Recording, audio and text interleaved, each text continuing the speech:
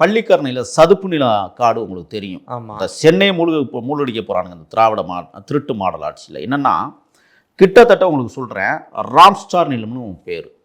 அதாவது உலகம் முழுக்கதும் இந்தியாவில் மட்டுமே 18 சதுப்பு நில பூமிகள் இந்த மாதிரி இருப்பதாக புள்ளி விவரங்கள். அந்த ராம்ஸ்டார் நிலம் அப்படிங்கிறது ஈரானில் உருவாக்கப்பட்ட ஒரு விஷயம் 1971களில்.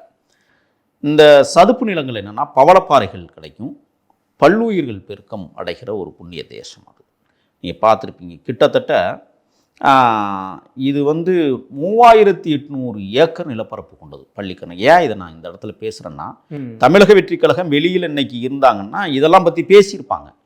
பேச விடாமல் தடுத்துருக்குறாங்கல்ல. இப்போ இந்த வெற்றி திருட்டு மாடல் ஆட்சியை சாரும். ஆனால் நாம் பேசாமல் இருக்க முடியாதுல்ல.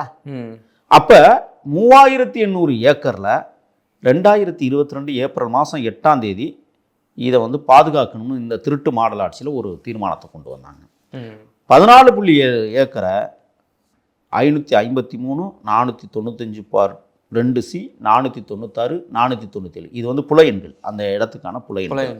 இந்த 14.7 ஏக்கரை என்ன செய்கிறாங்கன்னா 2000 கோடிக்கு வாங்கியதாக, அதாவது விற்பனை செய்ததாக இப்போ ஒரு பெரிய பிரச்சனை கிளம்புது. இதுக்கு 1250 அடுக்குமாடிகள் குடியிருப்பு கட்டுறாங்களாம்.